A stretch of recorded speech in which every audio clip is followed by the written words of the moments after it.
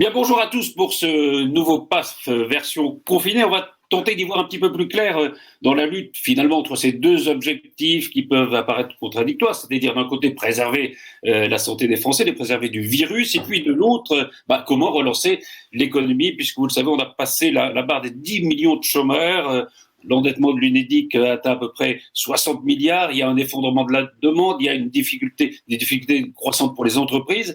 Et puis, il y a cette date du 11 mai qui a été indiquée par le président de la République, date sur laquelle il semble être un petit peu revenu hier. Peut-être qu'il va y avoir un déconfinement différent selon les régions. Alors, pour parler de tous ces problèmes, Florence Mercadet-Choquet, bonjour.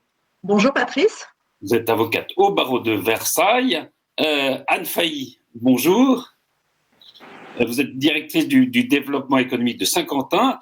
Zachary Hardy, bonjour aussi. Vous êtes président du MEDEF Yvelines. Cyril Viguier, bonjour. Vous êtes producteur, vous êtes journaliste. Vous présentez le grand journal du territoire sur TV5 Monde, que vous enregistrez souvent à TV78 d'ailleurs. Absolument. Et on est ravis de vous accueillir. Merci. Je n'ai pas présenté encore Michael Lobroso, bonjour. Bonjour Patrice, bonjour tout le monde. Alors vous êtes chirurgien dentiste à Versailles et il me manquait Jean-Charles Lajoigny. Bonjour à tous. Comment ça va ? Bien. En attente du redémarrage du pays et de l'ouverture des librairies. Voilà. Des librairies, puisque vous êtes éditeur, on le rappelle, et l'émission est réalisée par Romain Ruspini. Alors, le diagnostic, j'en ai un petit peu parlé, mais enfin, c'est vrai que les prévisions sur la croissance, ou sur plutôt la décroissance, sur les déficits sont absolument terribles. Le devrait plonger de 6 à 10% au second trimestre. Il faut s'attendre à un recul du PIB de 15%. Donc des chiffres terribles. Je voudrais savoir justement, Zachary Hardy, vous, par exemple, vous avez décidé, vous avez une entreprise, vous êtes président du MEDEF, mais vous avez aussi une entreprise, évidemment. Vous avez décidé de rester ouvert malgré le confinement. Comment ça se passe ? Bonjour Patrice, bonjour à tous. Effectivement, je suis chef d'entreprise.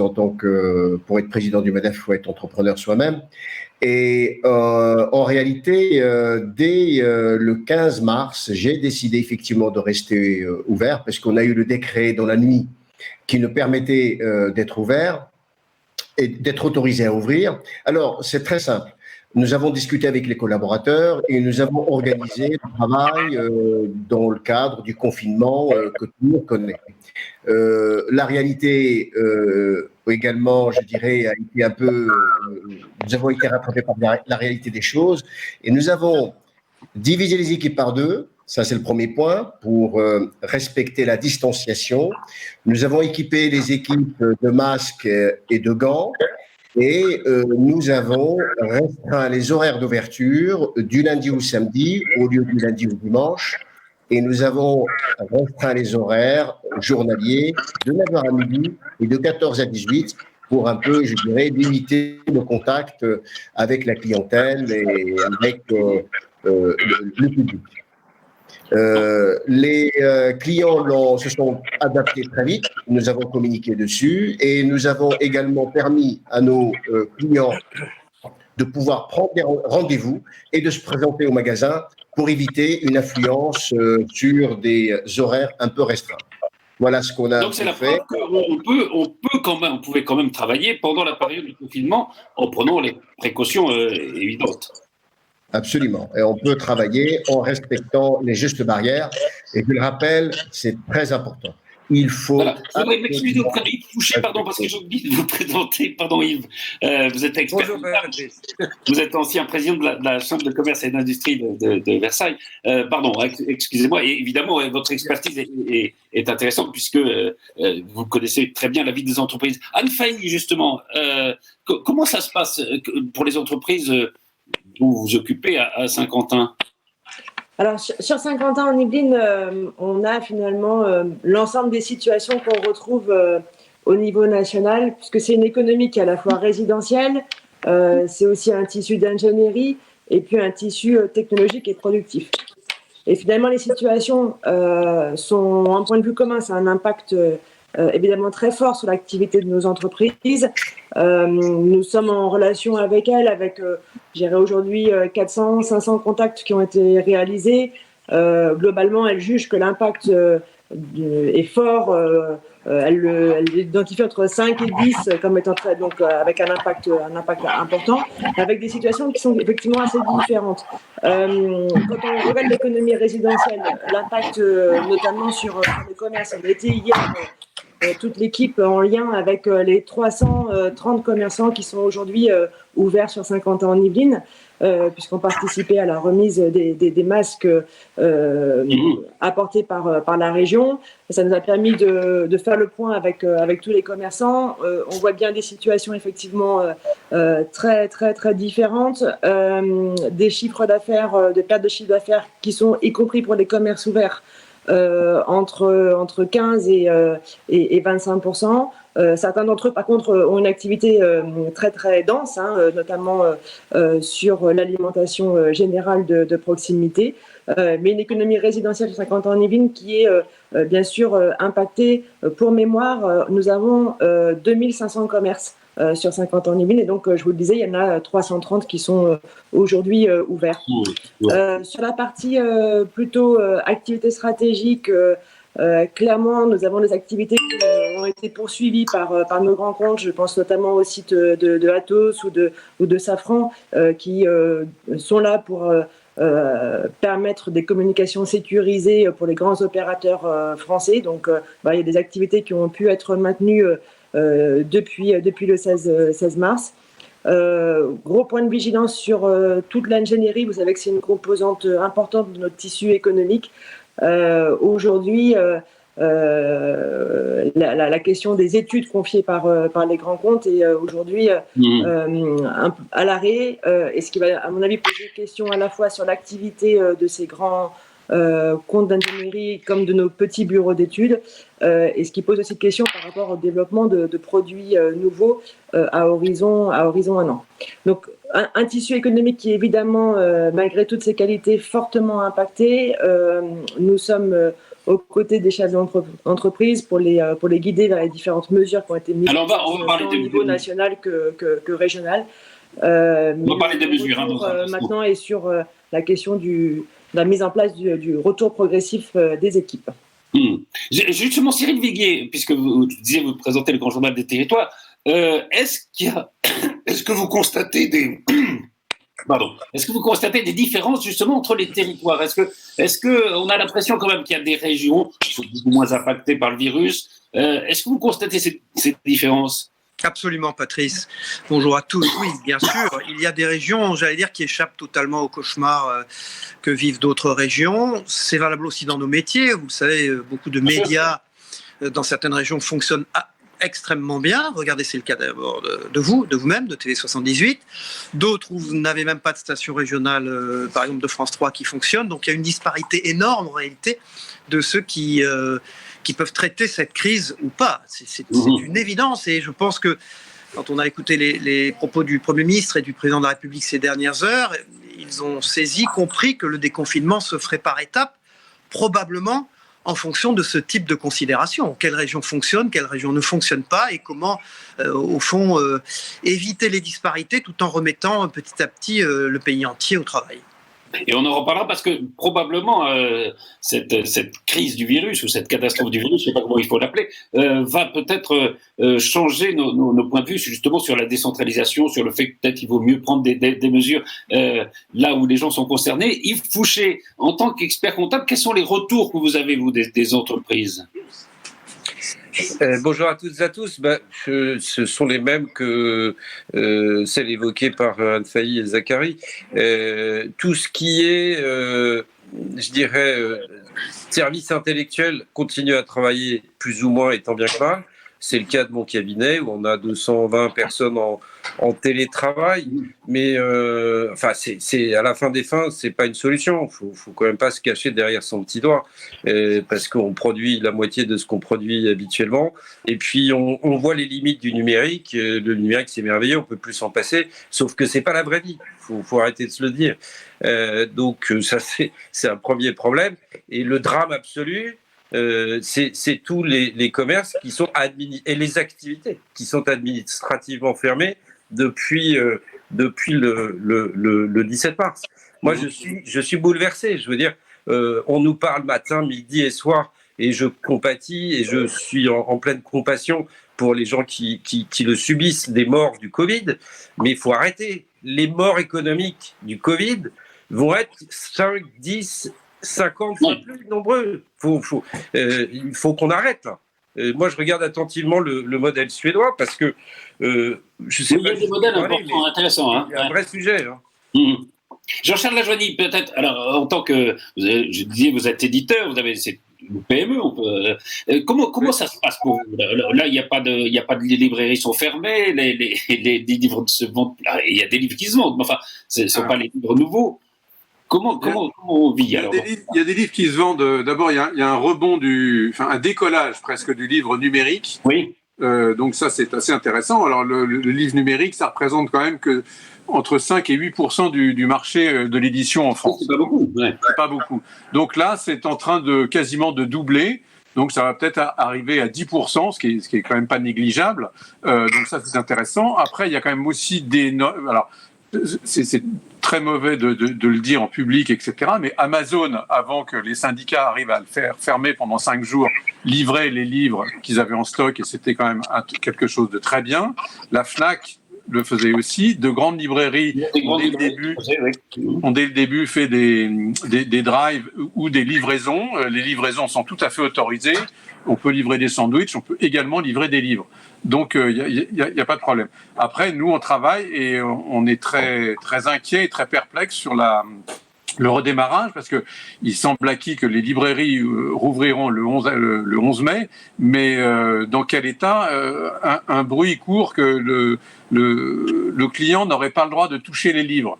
Alors, si on rentre dans une librairie, qu'on n'a pas le droit de prendre le livre en main, de regarder la 4e de couverture, à quoi ça sert d'aller dans une librairie? À ce moment-là, on reste chez soi et on commande sur Internet et puis la messe est dite. Donc, ce serait une mesure ridicule. On doit pouvoir y arriver quand même, non?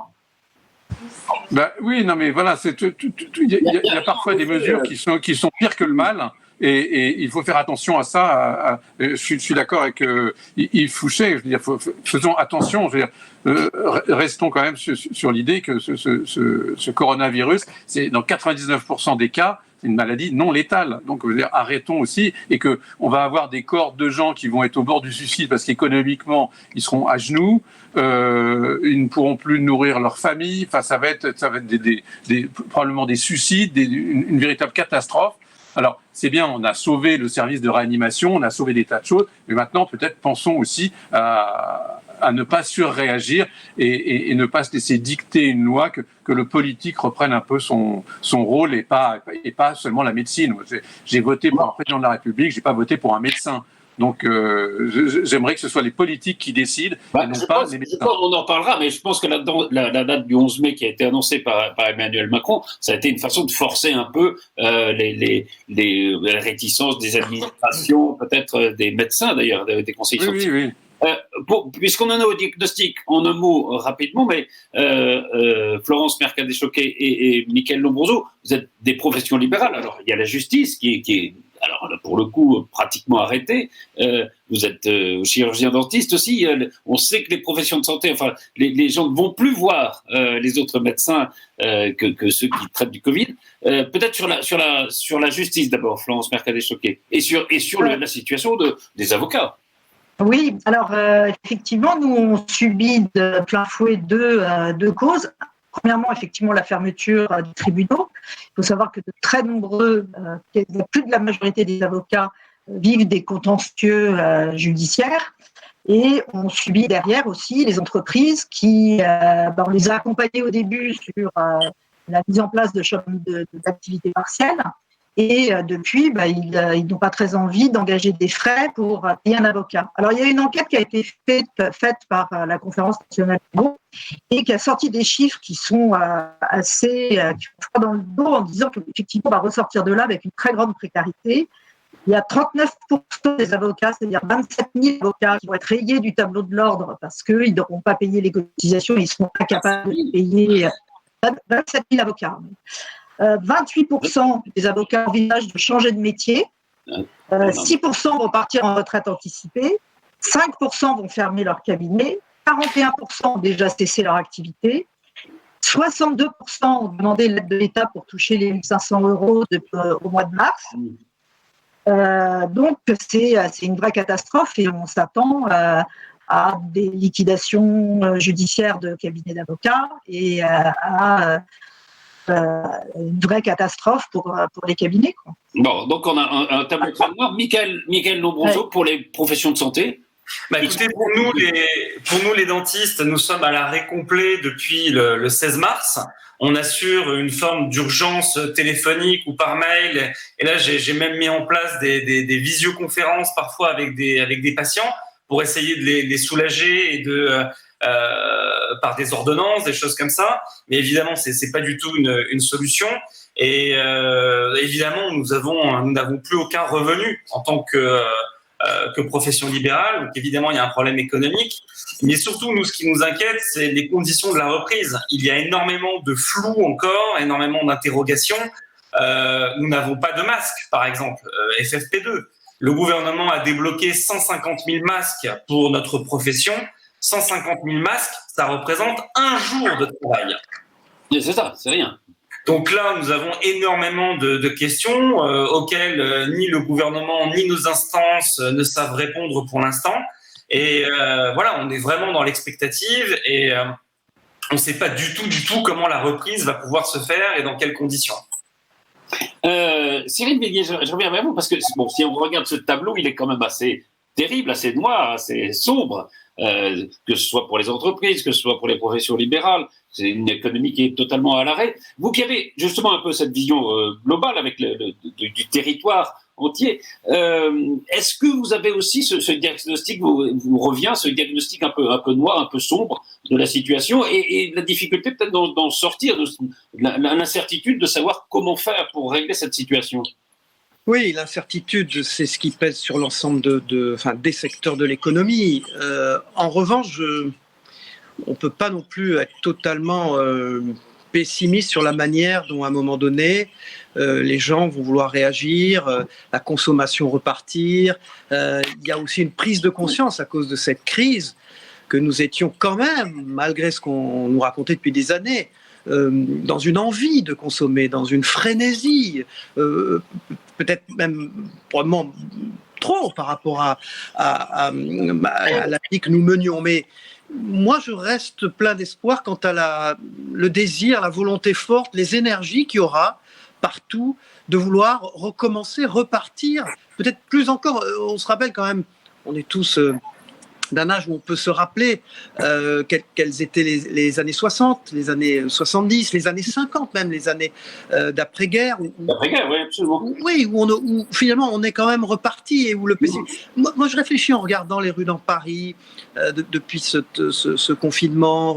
Je réfléchis aux jeunes qui ont vu arriver les chars allemands et tout s'éteindre à un moment donné dans Paris et qui se disaient à l'époque que tout était fini.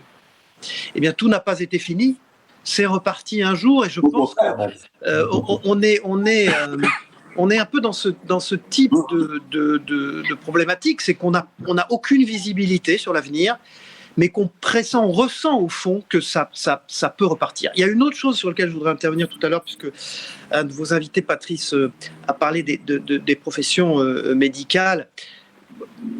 Il y a des choses sur lesquelles il faudra revenir. J'ai été extrêmement frappé, moi, sur tous les plateaux de télévision, de voir, comment dirais-je, je n'imaginais pas que c'était le cas. Je sais que c'était le cas dans nos métiers, l'audiovisuel, ou c'est le cas dans la politique, de tels antagonismes, de telle haine personnelle même, entre les grands représentants des professions médicales, les grands médecins, les grands professeurs entre eux. Cette crise m'a beaucoup choqué de ce point de vue-là, à laisser éclater au fond que dans cette profession, dans ces métiers, pourtant dont on attend beaucoup de déontologie, beaucoup d'expertise, ils ont laissé éclater une forme d'antagonisme, de haine entre eux qui m'a beaucoup frappé. Je pense que ça restera. Le personnel soignant a été extraordinaire, toutes les campagnes pour les soutenir ont été fabuleuses, il y a eu un engouement extraordinaire, une redécouverte de ces professions et de ces sacerdoces. pour la plupart, de la part du grand public et des gens. Mais cette, mon Dieu, cette haine palpable qui a été visible aux yeux de tous entre ces professeurs de médecine qui n'étaient pas d'accord les uns avec les autres m'a énormément frappé, et je pense que là-dessus, Patrice, on reviendra aussi sur beaucoup de considérations établies avant cette crise. Peut-être une fracture Paris-Province d'ailleurs aussi. Probablement, vous avez raison, c'est probable. Il y a eu ce sentiment-là parfois. Et ça, les chaînes d'infos ont évidemment exacerbé tout ça. Ça n'a pas été le cas d'ailleurs des chaînes locales qui ont fait des reportages évidemment beaucoup plus intéressants, moi j'allais dire, sur le monde, la solidarité. Oui, bien sûr. Mais on reviendra sur tout ça après cette crise. C'est un peu chaud pour analyser tout ça, mais je pense que des mentalités nouvelles émergeront de cette crise du Covid-19. Je vous propose d'en reparler dans un prochain numéro. Je suis obligé de vous libérer parce que je crois que vous avez une obligation. Merci beaucoup, Cyril. Merci, Carmouze. Au revoir à tous. On reparle la prochaine fois.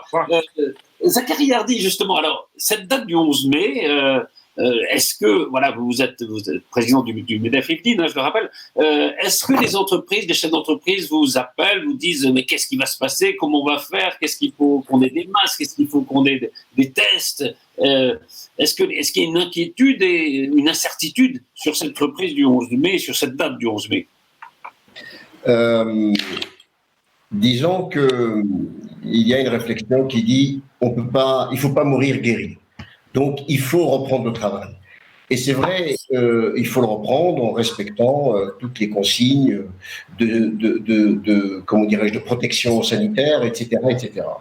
Il ne faut pas mourir guéri, mais surtout, il faut éviter la casse sociale. Parce que c'est vrai, le confinement aura des conséquences dramatiques. On le compare aisément à l'après-guerre.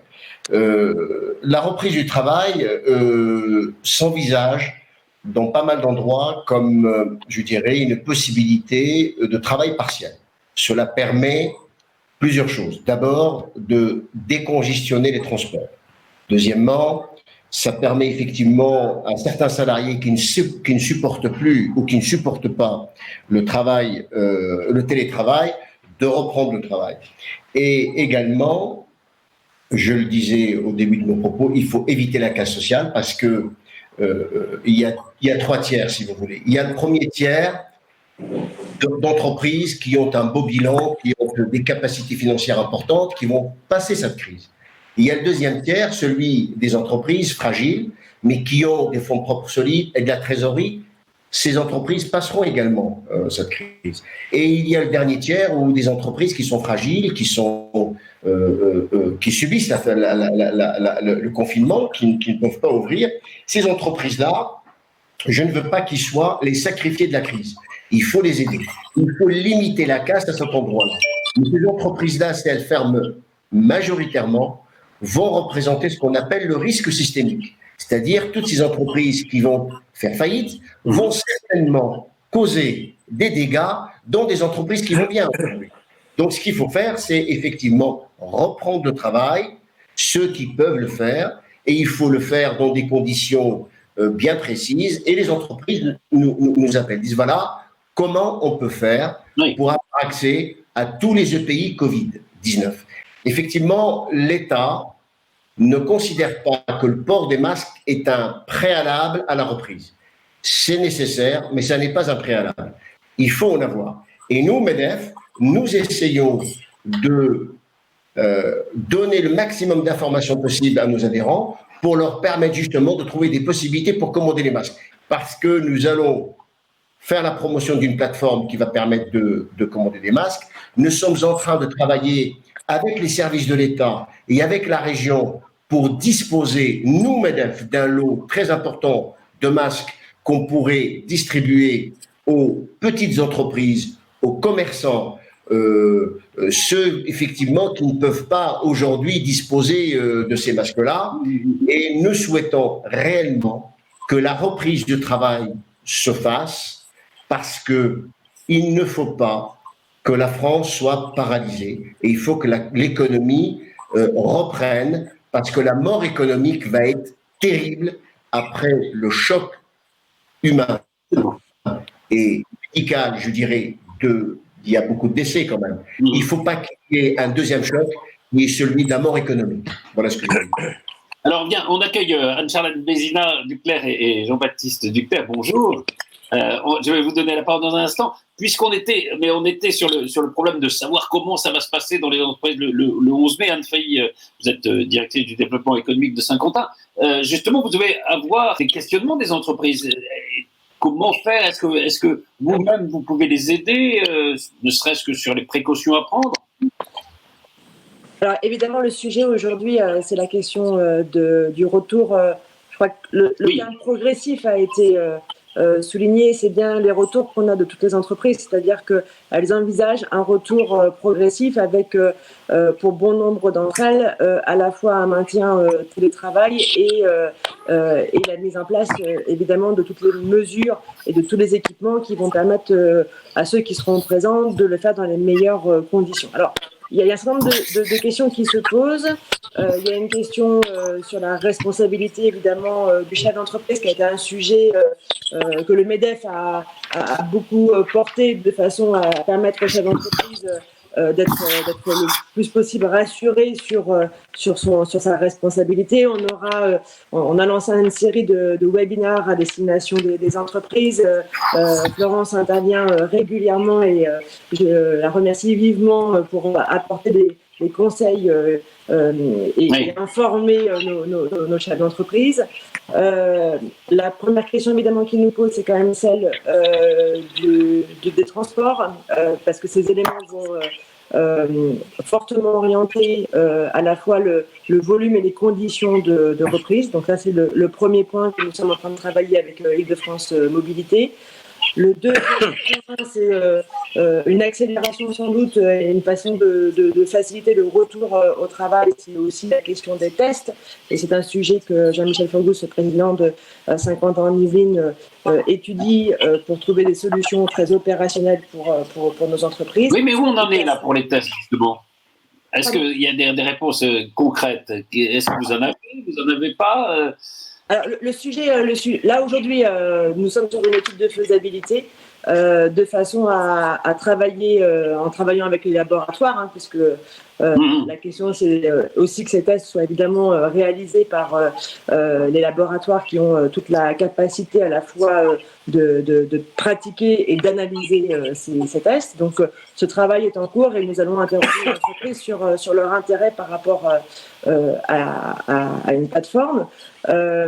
Donc la question de la mobilité, la question des tests, la question de la responsabilité juridique du chef d'entreprise, et puis voilà, beaucoup aussi de propositions, de produits et de services de la part de nos entreprises. On a besoin de permettre à nos entreprises de reprendre rapidement, compte tenu de situations fragiles, très fragiles que nous identifions. Constaté.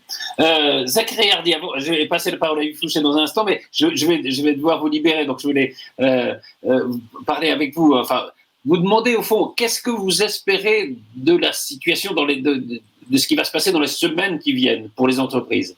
Est-ce qu'il y a besoin encore de plus d'efforts de l'État, de plus d'aide, de plus de facilitation sur le chômage partiel, ou est-ce que tout ça marche plutôt bien ?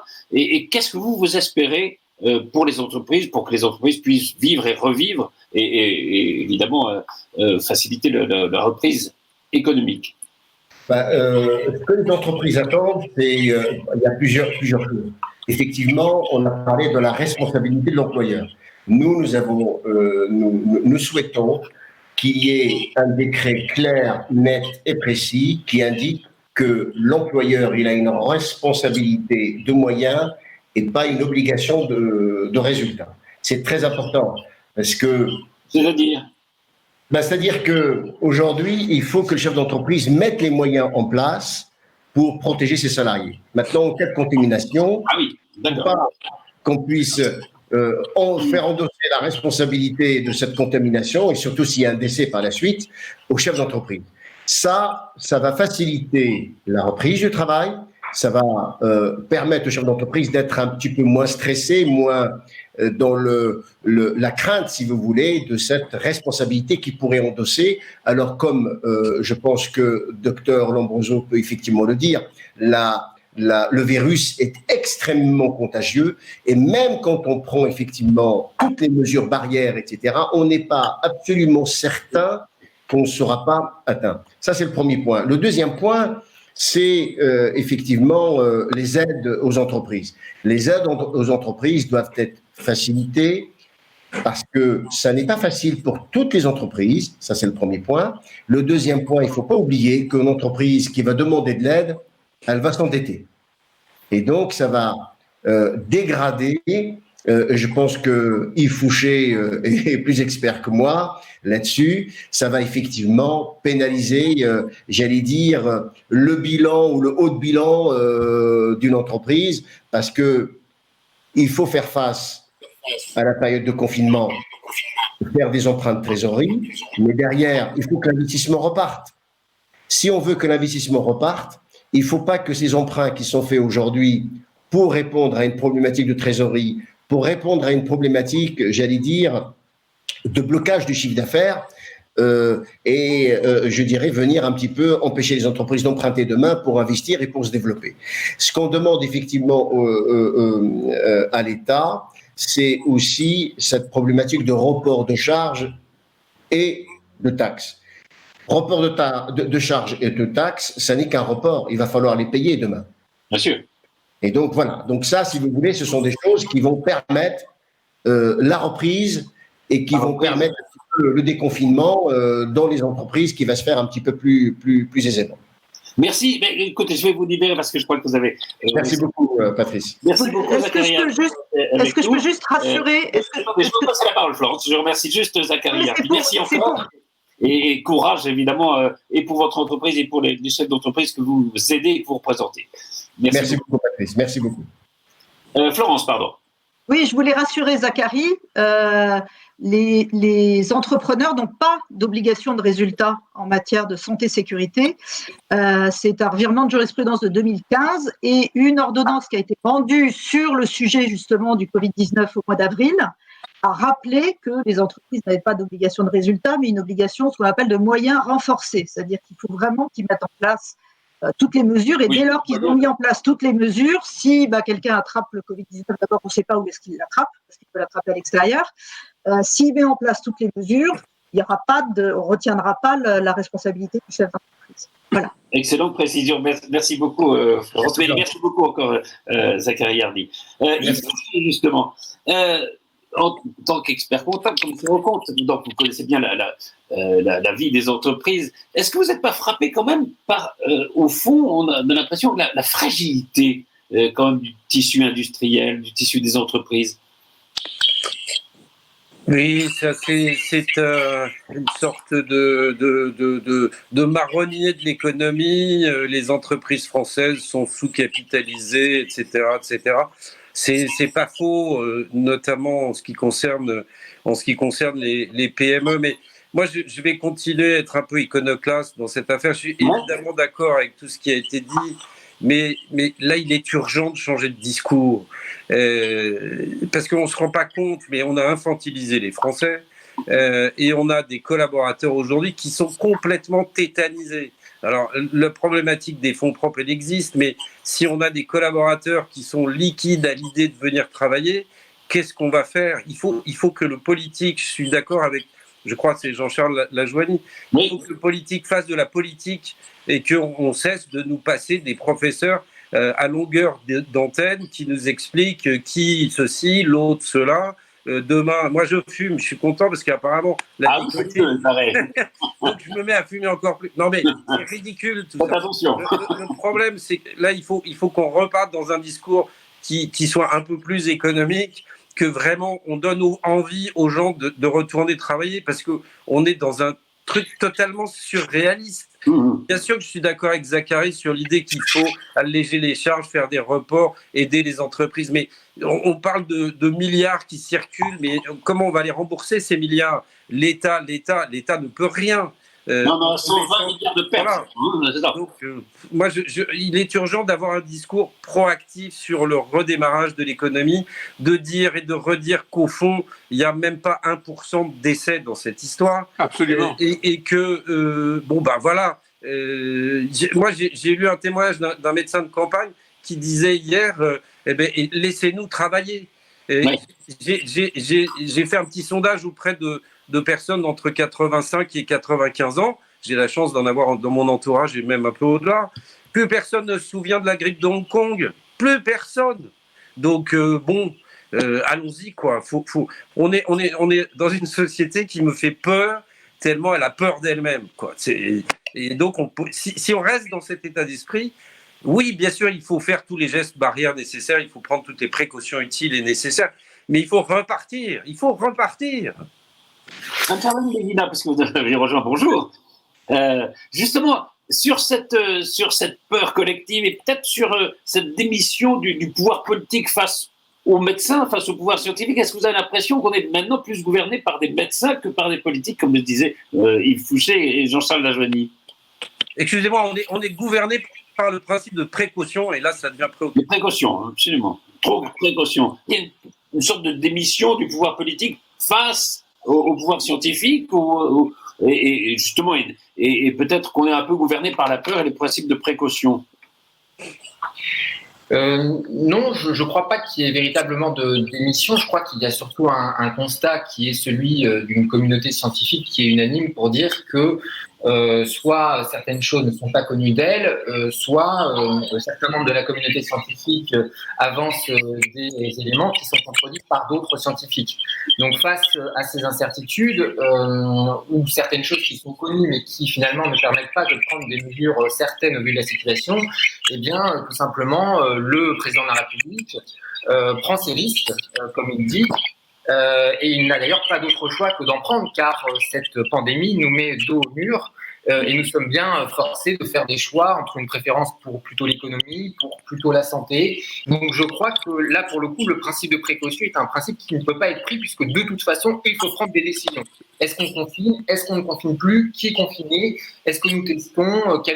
Le président de la République et son gouvernement prend ses responsabilités. Nous verrons plus tard si les choix étaient bons.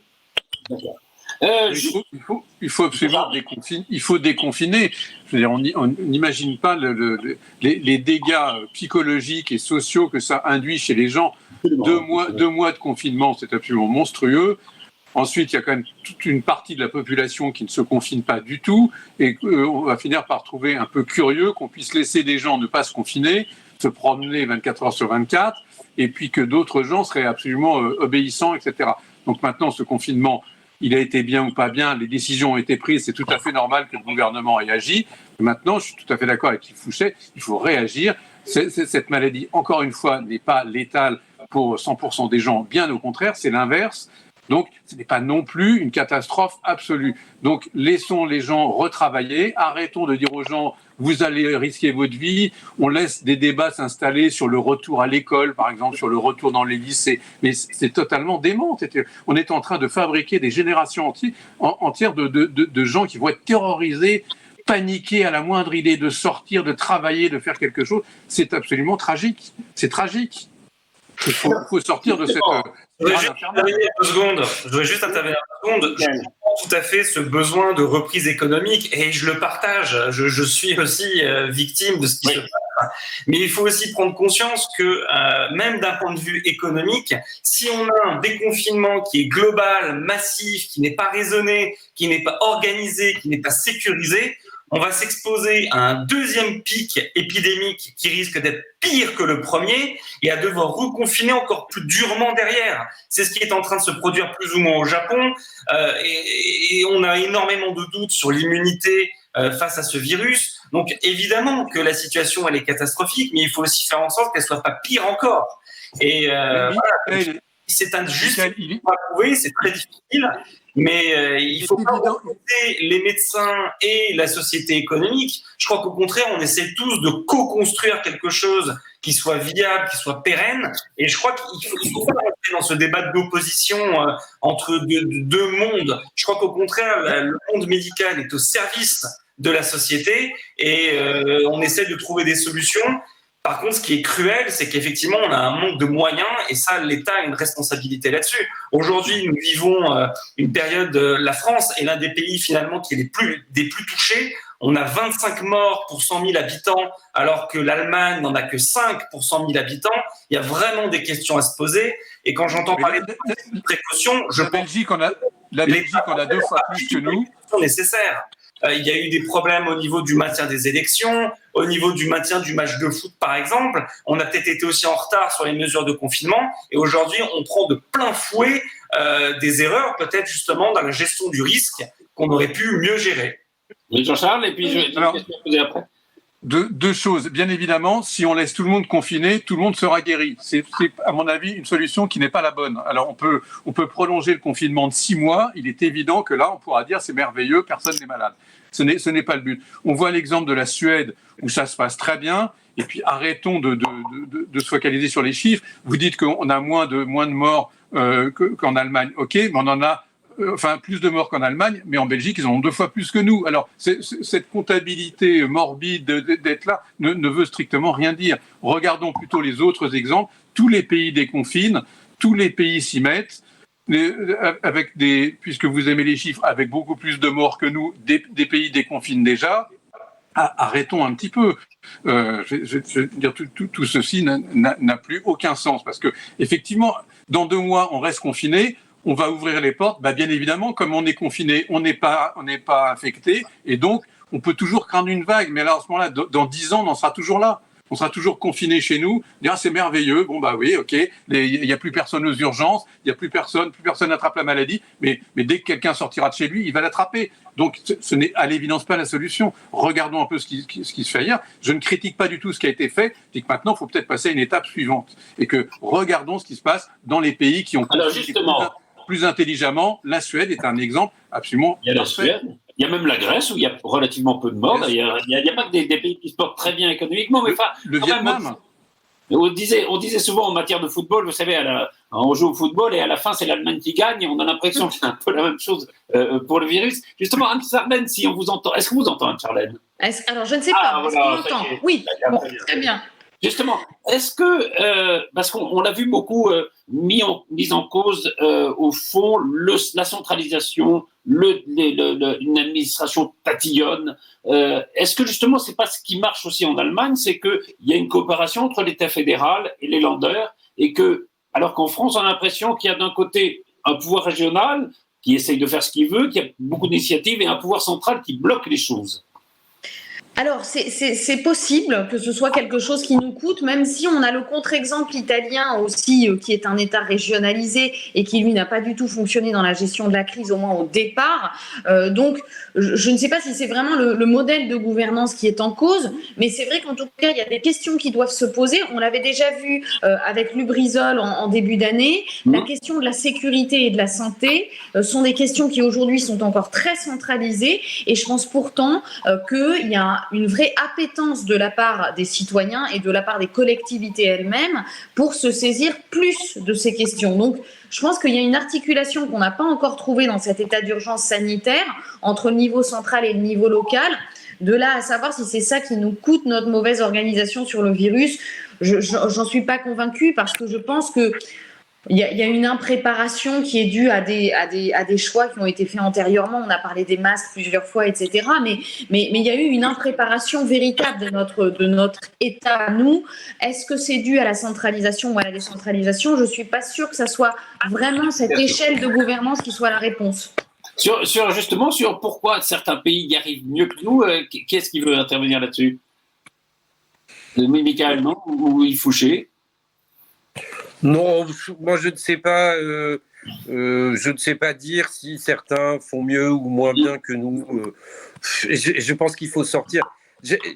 Moi, il n'y a pas d'opposition et je n'ai aucune opposition avec le monde médical et scientifique. Bien sûr, bien sûr. Il faut absolument respecter les gestes barrières, c'est clair. Mais ça, c'est presque du bon sens.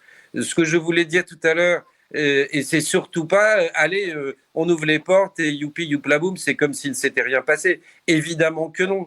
Mais entre cette aberration d'un côté et l'autre aberration, comme le disait Jean-Charles Lajoigny, où on va tous finir par mourir des consorts parce qu'on est resté 3 ans dans un bocal, il faut trouver un moyen terme raisonnable. Et surtout, je pense que là, on est dans la philosophie, qu'est-ce qu'on privilégie, la santé ou l'économie? Ni l'un ni l'autre, probablement, mais pas que la santé. On dirait que le sentiment de mort ne doit plus exister dans notre civilisation. C'est pas possible. C'est Descartes qui disait, je crois, vous mourrez pas parce que vous êtes malade, vous mourrez parce que vous êtes vivant. Ben oui, c'est un peu le problème. Donc prenons toutes les précautions. Et on en prend beaucoup. Et je pense d'ailleurs que le président de la République l'a compris. Il essaye de pousser, mais c'est compliqué dans notre civilisation. C'est compliqué, parce qu'un mort, c'est quasiment devenu anormal. C'est pas possible. Donc, je dis, prenons toutes les précautions absolument nécessaires. Effectivement, il faut que le pouvoir local, et en particulier les communes, disposent de moyens et de possibilités d'agir plus fortes qu'elles n'en ont aujourd'hui, mais réouvrons les marchés avec des conditions particulières, réouvrons les entreprises et on va s'en sortir, Mais cessons de dire à tous les Français attention, c'est pas possible. Moi, et nous n'avons pas dans un état de panique. Michael et puis Florence. Michael. Parce que je trouve, si vous voulez, je suis bien évidemment d'accord pour qu'on réouvre dans de bonnes conditions, mais justement, malheureusement, ces conditions, nous ne les avons pas. On n'arrive même pas à fournir des masques pour les soignants. Nous, dentistes, nous n'avons pas de masques. Je sais. Il faut bien comprendre que nous héritons une situation en France là, qui actuellement est catastrophique d'un point de vue stock de masques. On a aussi vraisemblablement un problème en France avec certaines mesures d'hygiène, on va dire, qui devraient être naturelles et qui ne le sont pas. Et c'est peut-être une des raisons pour lesquelles nous sommes très atteints. Je m'amusais à regarder tout à l'heure, un Français sur 4 ne se lave pas les mains après être passé aux toilettes. Donc il y a aussi un changement peut-être de mentalité à opérer. Et voilà, et je pense qu'effectivement, on a une situation qui est très compliquée actuellement en France. On a beaucoup de contaminés quand même, beaucoup de morts par rapport à la population, et avec une pénurie terrible de masques en particulier. Et sans compter que plus on en découvre sur le virus, et on a l'impression que moins on en sait. C'est-à-dire que les progrès ont été quand même beaucoup plus rapides que par rapport au virus du sida. C'est-à-dire qu'on a des connaissances sur ce Covid-19 beaucoup plus fortes. Et en même temps, plus on découvre de choses, plus on a d'incertitudes, ce qui rend évidemment la gouvernance très difficile. Florence Mercadet, pardon. Oui, je vous en prie. Je voulais revenir sur votre question qui était pourquoi l'Allemagne fait mieux que la France. Alors, il y a aussi un point chez nous qui a été sur le démarrage de la maladie, c'est que vous avez 2500 personnes qui sont venues prier dans le Grand Est avec pas mal de personnes qui étaient déjà atteintes et ensuite, alors donc ils ont contaminé là-bas et ensuite ils sont repartis tous chez eux et ils ont contaminé chez eux. Donc les Allemands n'ont pas eu cette problématique de 2500 personnes dont une grande partie infectée, qui ont fait partir aussi le Covid dans leur pays. Donc je pense que ça aussi, c'est un élément qui n'est pas neutre. Anne Failly, justement, sur ce que disait Michael Lombroso, c'est-à-dire le manque quand même de masques, l'absence pour l'instant de tests, est-ce que les retours des entreprises que vous avez, des chefs d'entreprise ou des gens qui travaillent dans les entreprises, quels sont les retours que vous avez là-dessus? Qu'est-ce qu'ils vous demandent? Est-ce qu'ils vous demandent est-ce que vous pouvez fournir? Est-ce que la communauté peut fournir des choses? La demande, elle est bien sûr sur les masques de façon très prioritaire. Aujourd'hui, une collectivité, on peut jouer un rôle d'amorçage, mais comme on le soulignait tout à l'heure, les masques doivent être changés plusieurs fois par jour. Et donc, si on est sur un redémarrage, évidemment, qu'on cherche pérenne, la solution de chaque entreprise est fournie par l'État ou les collectivités, évidemment pas pérenne. Donc la question aujourd'hui, c'est surtout de pouvoir faciliter le travail d'acquisition de ces masques. Donc, les centrales d'achat sont effectivement des outils qui font leur preuve aujourd'hui. Il y a 2 centrales d'achat qui sont particulièrement actives sur l'Île-de-France. La Chambre de commerce a lancé une centrale d'achat qui est dédiée pour des TPE-PME. Donc ça veut dire que un certain nombre de fournisseurs ont été référencés et ça facilite aussi le fait de évidemment commander de façon plus massive et de bénéficier de tarifs plus attractifs.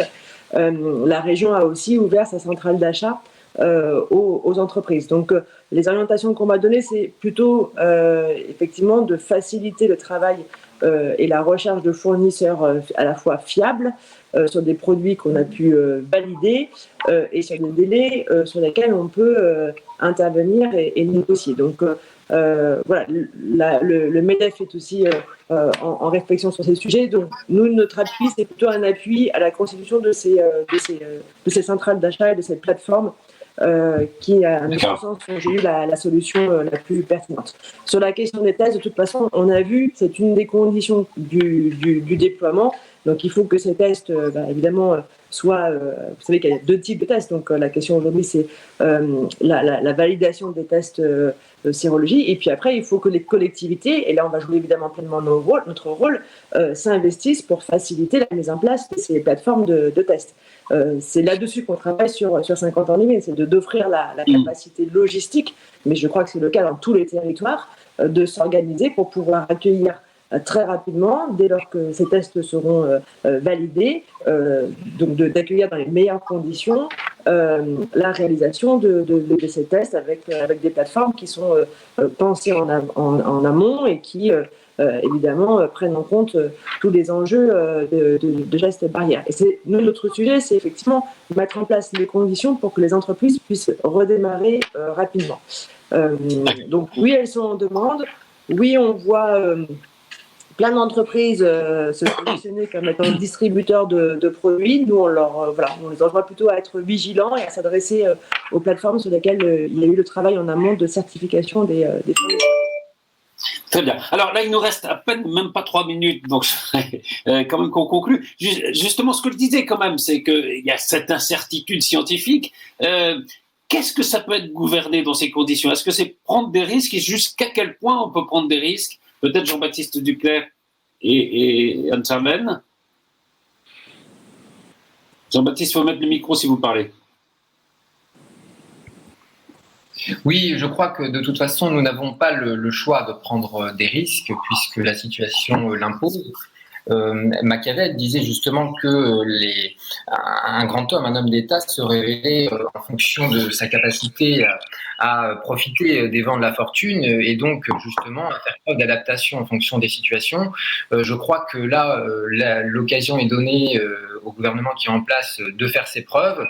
Il est vrai que pour l'instant, il est très contesté, mais je ne doute pas qu'à l'avenir, un bilan sera fait et peut-être que nous découvrirons que, au regard des moyens dont nous disposions, au regard des connaissances qui étaient les nôtres aujourd'hui, eh bien, les meilleures décisions ont été prises. Pour l'heure, nous ne pouvons pas sanctionner le gouvernement contre cette situation. Très rapidement sur. Est-ce que, au fond, on peut gouverner en disant, allez-y, peut-être que vous allez mourir, mais après tout, l'économie doit repartir. On vous entend pas. On vous entend pas. Mais c'est pas l'économie qui doit repartir, c'est la vie. C'est la vie qui doit repartir. C'est ça. Il faut arrêter de dire que les gens se remettent à vivre Mais vous comprenez, il y aura des morts, mais politique là-dedans. Un mot, Yves Fouché, Michael Lombroso, Florence Mercadet. Yves Fouché. Oui, pour moi, l'État n'est pas là pour prendre des risques avec notre santé. Il peut prendre des risques financiers, il peut prendre des risques stratégiques, il peut pas jouer avec notre santé. Pour moi, là, la mission de l'État, c'est de gérer le risque au mieux. Et c'est justement cet équilibre entre la santé, l'économie et une gestion qui se fait au plus près avec des moyens qui sont malheureusement très limités actuellement en France. Yves Fouché ? Je suis évidemment d'accord avec cela, mais je pense que le politique, qu'il soit national mais aussi territorial, doit avoir un discours positif et moins inquiétant qu'il ne l'est aujourd'hui. On peut très bien être précautionneux, attentif et être positif sur l'avenir. Je trouve qu'aujourd'hui, particulièrement sur les chaînes de médias, d'infos quotidiennes, le discours est totalement négatif. Tous les reportages, Non, c'est la mort dans la famille machin ou le truc dans la famille bidule. Et on ne parle pas de tous ceux qui vont bien et de ceux qui ont envie de sortir, de ceux qui ont envie de bosser. Donc je suis d'accord avec Miguel Lombroso, mais changeons, si ce n'est de paradigme, au moins de discours. C'est tout. Florence Mercadé-Choquet. Oui, je suis tout à fait d'accord avec ce que vient de dire Yves. Je crois qu'on va se remettre à vivre, mais il faut vivre un peu autrement en se préservant et en préservant les autres.